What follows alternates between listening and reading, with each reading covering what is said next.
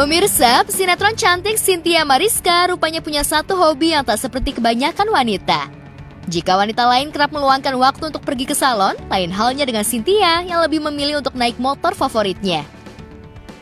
Ya, Cynthia pun mengajak tim Gosport untuk meliput kegiatan bersan Mori alias Sunday Morning Ride-nya.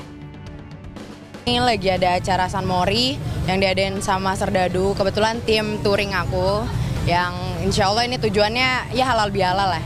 Dan memperkenalkan kembali Serdadu ke masyarakat luas gitu. Ada banyak, ada Kak Rifat, makasih Kak Rifat udah dateng, Rifat Sungkar, ada Sean Galel, ada Hasan Alaidrus, ada Raffi, Vespa, Pak Sondang, sutradara, dan masih banyak lagi. Ikutin terus keseruan kita.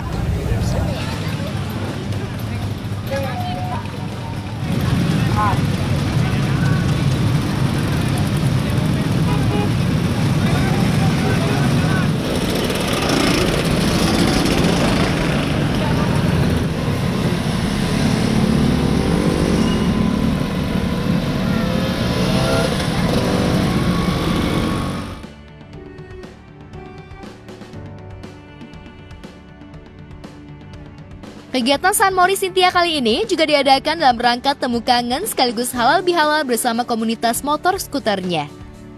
Di momen tersebut, Cynthia tak hanya riding bersama teman-teman komunitas motor, tetapi juga turut mengajak serta ibu dan kakak tercinta. Alhamdulillah tadi kondusif juga ya. Makasih banget buat teman-teman skuteris yang udah datang dan I'm so happy. Dan semoga silaturahmi kita tetap berjalan terus, makin erat dan bisa ngebuktiin kalau skuteris di Indonesia emang yang terbaik. Support alhamdulillah, terutama keluarga aku sangat amat support. Makasih mama dan keluarga besarku. Mama emang sama kan kayak aku, rock and roll. Karena keturunan. Makasih lagi ma. Seru sih. Di momen tersebut, Cynthia juga bertemu dengan Rifat Sungkar yang juga asik bersan Mori dengan mengajak serta anak-anaknya.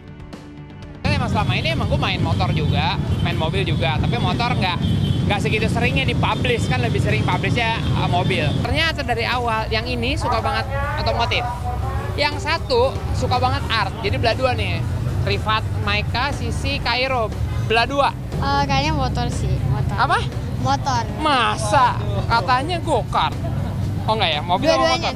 Dua-duanya motor. Ya, gue seneng lah kalau dia bisa kita terusin lah ke bawah. Karena jadi gue ada teman main. Nah, jadi ya seneng banget bisa ngelihat segini banyak. Ini saya rasa ini semuanya organik ya. Bukan di script gitu loh. Mereka datang dengan keikhlasan, dengan kekompakan, take care masing-masing, kesukaan. Tapi begitu nyampur, kebersamaan. Cynthia memang dikenal sebagai public figure yang menyukai dunia otomotif dan hobi mengendarai motor. Cynthia mengakui suka motor sejak dirinya duduk di bangku sekolah dasar, hingga akhirnya mengumpulkan uang dari hasil syuting untuk membeli motor skuter pertamanya. Dan saat ini, Cynthia pun juga sudah punya komunitas motor bersama beberapa temannya yang diberi nama Serdadu. Kegiatan naik motor di akhir pekan juga diakui Cynthia sebagai bentuk healing di luar banyak pekerjaan yang digeluti. Wanita serba bisa ini mengaku merasa fresh setelah mengendarai sepeda motor. Aku turun dan terjun pun di dunia skuter itu karena habitnya, karena journey-nya, karena sejarahnya, dan karena persaudaraannya.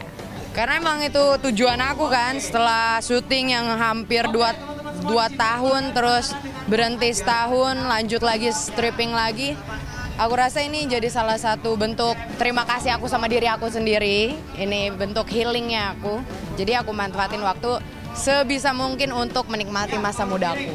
Kalau Serdadu sebenarnya kan kita berangkat dari emang hobi touring ya. Emang suka touring, terus jadi tim touring. Dan kalau dibilang kita mau jadi komunitas juga rasanya kurang tepat ya. Karena emang niat kita di sini untuk menambah warna gitu ya, komunitas skuter gitu. Lebih spesifiknya di bidang entertainnya. Jadi next kita bakalan ada podcast, kita bakalan ada festival yang insya Allah bakal kita approach dari mulai sekarang, kita persiapin dari sekarang. Tak hanya itu, dalam momen tersebut, Cynthia juga sempat mengungkap perihal isu asmara dirinya yang kerap dijodohkan netizen dengan Abizar Al-Ghifari, putra dari Umi Pipik. Apa tanggapan Cynthia terkait hal tersebut? benarkah Abizar menjadi salah satu sosok pria idamannya? Apa ini udah pasti melenceng nih? Selera. Kalau dibilang tipikal, siapa yang nggak suka dia ya? Gitu kan, maksudnya emang nggak bisa dipungkirin, emang dia punya style yang bagus, terus manis. Enggak lah, kita temenan aja. Emang kita temenan semua. Di umur-umuran segini kan emang harus memperluas relasi. Pertama, nggak cuma stripping aja, tapi ngertiin segala passion aku, bisa nerima baik kurangnya aku, lebih kurangnya aku, baik ke baiknya aku. Nggak, aku nggak punya kriteria lebih spesifik.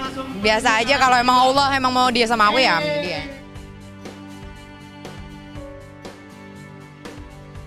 Sementara itu, artis multitalenta Prilly Latukonsina terus mengembangkan karirnya di dunia bisnis. Tak puas dengan bisnis kuliner masakan khas Indonesia yang pernah ia jalani, Prilly kini melebarkan sayap ke bisnis lain dengan membuka usaha roti.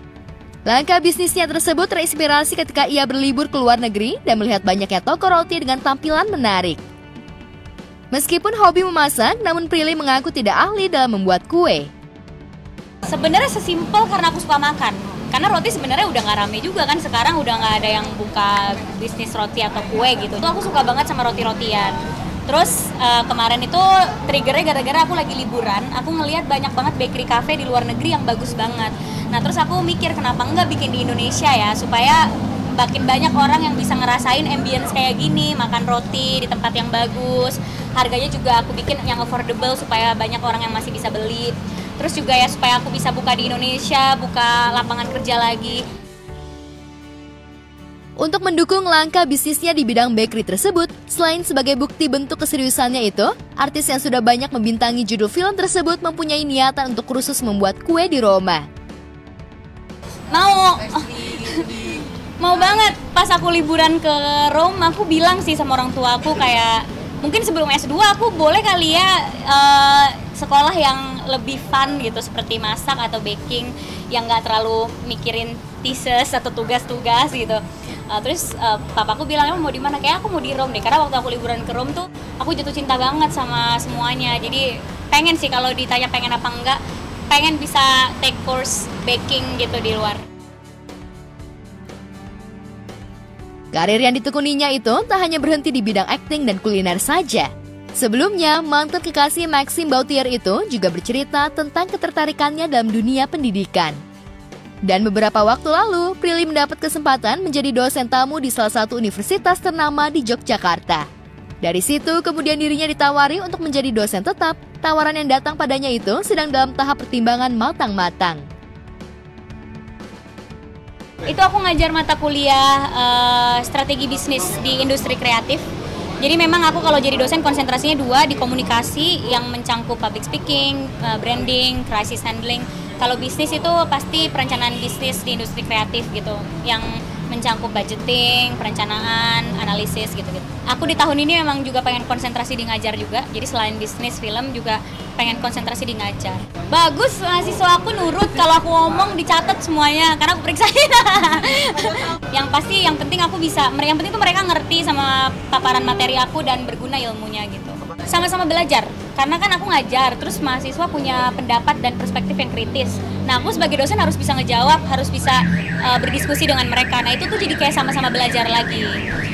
Jadi dosen tetap, udah ada tawaran dari salah satu kampus buat tetap gitu, buat bikin kurikulum di sana. Cuma akunya belum siap karena waktu. Karena kalau jadi dosen tetap kan bikin kurikulum, bikin materi. Kalaupun ngajarnya online harus ada waktu bikin videonya gitu. Jadi takutnya nggak komit di bagian waktunya. Jadi untuk sekarang masih pengen jadi dosen tamu dulu. Jadi ya sekarang sih lebih ke maintain apa yang aku punya dan seimbang sama personal life aku. Kayak kalau di 2022 kan aku kerja mulu, kayak nggak ada tuh liburan sama sekali. Nah di 2023 tuh aku pengennya kerja tapi ada waktu juga buat aku liburan. Ada waktu juga kemarin aku jalan-jalan sama keluarga aku. Jadi balance antara personal life sama kerja gitu.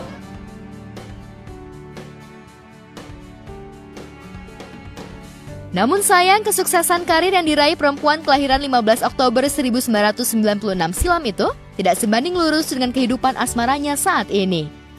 Meskipun sudah cukup usia, namun Prilly belum juga menemukan tambatan hatinya. Ia masih betah sendiri tanpa kehadiran seorang kekasih dalam hidupnya. Aduh, itu doain kali ya. Itu saya minta doanya buat teman-teman semua. Memang hidup itu tidak ada yang sempurna ya. Kadang kalau dikasih rezekinya di karir atau dikasih rezekinya di tempat lain, ada tempat lain yang tidak terpenuhi, dan itu wajar menurut aku karena masing-masing udah ada rezekinya masing-masing. Temen aku nikahnya cepet tapi dia belum bisa buka bisnis. Atau temen aku punya anaknya cepet tapi dia nggak bisa berkarir karena harus ngurus anak. Ya aku karirnya lancar tapi belum dapet jodoh. Pasti ada plus minusnya dan hidup itu pilihan ya. Ya untuk sekarang aku masih memilih untuk sendiri konsentrasi sama mimpi dan tujuan aku sih. Disinggung soal jodoh, Prilly hanya meminta doa agar dirinya segera menemui tambatan hati yang cocok dengan kriterianya. Namun begitu, ia tidak berkecil hati karena baginya tidak ada hidup yang sempurna. Tidak ada kriteria khusus dalam mencari pasangan, tetapi baginya selektif dalam menentukan pendamping sangat perlu karena itu menyangkut seumur hidup. Oh, tidak menutup kemungkinan untuk ada pacar di kemudian hari dan tiba-tiba aku ada jodohnya ya. Aku sih membuka pintu untuk siapapun yang datang ke hidup aku, tapi memang kenyataannya belum ada gitu. Kriteria aku standar kayak cewek-cewek pada umumnya aja. Selektif mah itu wajar ya. Semua perempuan atau laki-laki pun harus selektif milih pasangan karena itu seumur hidup. Jadi ya pastilah selektif, kan gak mau salah pilih.